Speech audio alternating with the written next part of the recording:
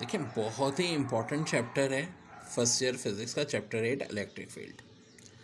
इसके न्यूमेरिकल का solution playlist में कंप्लीट मौजूद है। Calculate the value of two equal charges if they repel one another with a force of 0.1 Newton when situated 50 centimetre apart in vacuum. देखो vacuum की बात हो रही है और डिस्टेंस कितना है इनमें 50 सेंटीमीटर। फोर्स इनके दरमियान में 0.1 न्यूटन। अब देखो according to Coulomb's law F होता है इक्वल टू के Q1 Q2 upon are square. अब यहाँ देखो चार्जेस के हवाले से कह रहे हैं इक्वल चार्जेस, ये बड़ा इंपॉर्टेंट है। जब भी इक्वल चार्जेस होते हैं Q1 Q2 बराबर किसके होता है, Q के होता है। ये बात हमेशा याद रखना। तो बारे बारे बच्चों एक तो बड़े काम की बात पता चल गई। अब मैं क्या करूँगा, के खुद किसके बराबर होता है 1/4 pi epsilon not. Epsilon not से मुराद है परमिटिविटी ऑफ फ्री स्पेस, जो कि ये होती है 8.85 इंटू 10⁻⁻12 और के की पूरी वैल्यू होती है 9 इंटू 10⁻⁹। तो देखो मुझे यहाँ Q1 Q2 चाहिए, जिसे मैं Q स्क्वायर लिख दूंगा। भाई 2 Q है ना, मल्टीप्लाई हो गया Q स्क्वायर। आर 50 सेंटीमीटर दिया है, इसे 100 से डिवाइड करेंगे कन्वर्ट करने के लिए मीटर में। फोर्स 0.1 है। अब देखो 50 को 100 से डिवाइड करो, हाफ 0.5 आएगा, 0.5 का स्क्वायर 0.25, 0.1 से मल्टीप्लाई होगा और ये जो चीज़ मल्टीप्लाई ना उधर जाके डिवाइड हो जाएगी। ये देखो अब Q स्क्वायर हो जाएगा 0.1 into 0.25 divide by 9 into 10⁻⁹।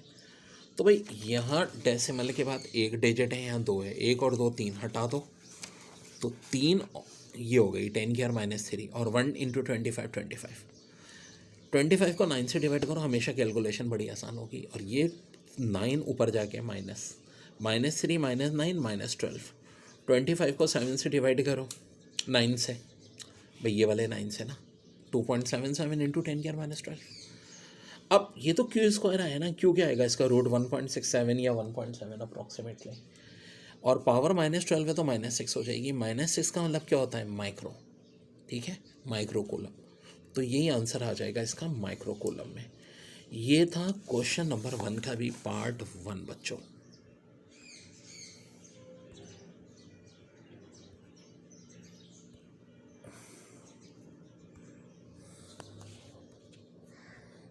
What would be the size of the charges if they were situated in an insulating liquid whose permittivity was 10 times that of vacuum?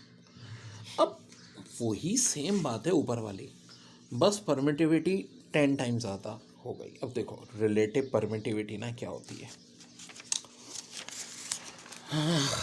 ये देखें 10 टाइम्स ज़्यादा हो गई परमिटिविटी ऑफ फ्री स्पेस से।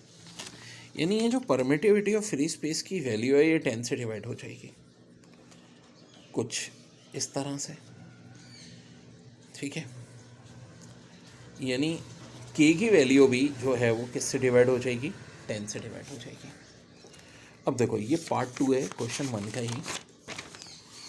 1 में ये situation आ गई थी, ऊपर 0.1 इंटू 0.25 था, नीचे 9 इंटू 10⁻⁹ यानी के की वैल्यू थी, तो के अपॉन 10 हो जाएगा। मैथ्स के रूल के तहत ये नीचे वाला 10 ऊपर आके मल्टीप्लाई हो जाएगा, ठीक है। 0.25 इंटू 0.1 इन सबको वही वैसे दोबारा पावर में ले आओ, 25/9 कर दो, -9 ये ऊपर हुआ और यहाँ से जो हमारे ये 0.1 और 0.25, देखो 10 और 0.1 तो कैंसिल होगा, मल्टीप्लाई हो गए, 0.25 -2 है। हमें -9 और -2 -11 बन रही है और ज़ाहिर है 11 का हाफ नहीं होता, तो मैं इसे पावर -12 बना सकता हूँ। 25 को 250 कर दूँगा। अब 250 को 9 से डिवाइड करें 27.7, ये तो Q स्क्वायर आया ना, Q क्या हो जाएगा, इसका रूट लेने 5.3 इंटू 10⁻⁻6। 10⁻⁻6 का मतलब है ऑफ कोर्स क्या है, माइक्रो। तो ये आंसर आ गया क्वेश्चन 1 के पार्ट 2 का। इलेक्ट्रिक फील्ड चैप्टर 8 का question 2, how far apart must 2 protons be if the magnitude of electrostatic force of proton of earth surface. यानी कह रहे हैं कि 2 प्रोटॉन के दरमियान में कितना फासला होना चाहिए जब मैग्नीट्यूड जो है इलेक्ट्रोस्टैटिक फोर्स का इक्वल हो, ठीक है। अब देखो 2 बातें होती हैं उसके वेट के लिए हमारा mg होता है, इलेक्ट्रोस्टैटिक के लिए k Q1 Q2 upon are square. अब हमें तो आर स्क्वायर चाहिए ना, आर स्क्वायर को एक तरफ ले लो, एम और जी को डिवाइड कर लो। के की वैल्यू है 9 × 10⁻⁹ Q1 Q2, देखो दोनों ही प्रोटॉन की बात हो रही है।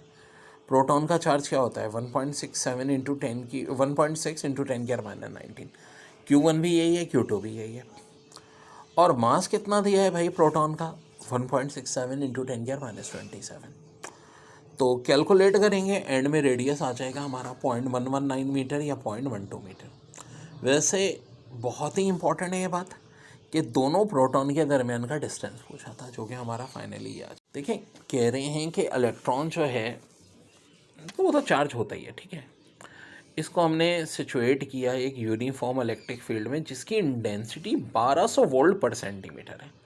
देखो जब पर आए ना तो याद रखो पर सेंटीमीटर, यानी 1 सेंटीमीटर में 1200 है तो 1 मीटर में कितने होंगे, 1 मीटर में 100 सेंटीमीटर होते हैं, 1200 को 100 से मल्टीप्लाई कर दो, ये हो जाएंगे, ठीक है। अब E = F/Q होता है तो F हो जाएगा Q × E, Q की वैल्यू हमें पता है, E से मल्टीप्लाई कर दो 19.2 × 10⁻⁻15, ये 4 0 और -19 कैंसिल। अब देखो ये तो F आ गया, हमें F भी निकालना था, फिर A चाहिए था।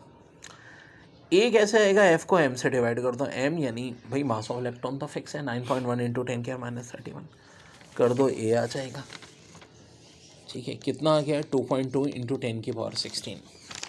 अब देखो आगे कह रहे हैं कि भाई जो फोर्स लगी थी इसने एक्सेलरेशन हुआ और time to take travel 2 centimetre from rest का मतलब है VI0 और एस हो गया 2 सेंटीमीटर।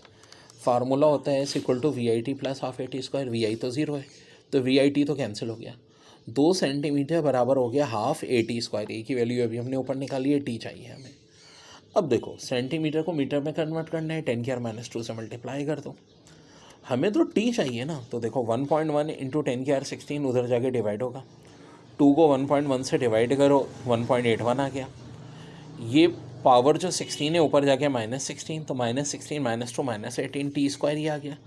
तो T आ जाएगा 1.37 × 10⁻⁹ सेकेंड। 10⁻⁹ को हम नैनो भी कहते हैं, तो हम कह सकते हैं T = 1.37 नैनो।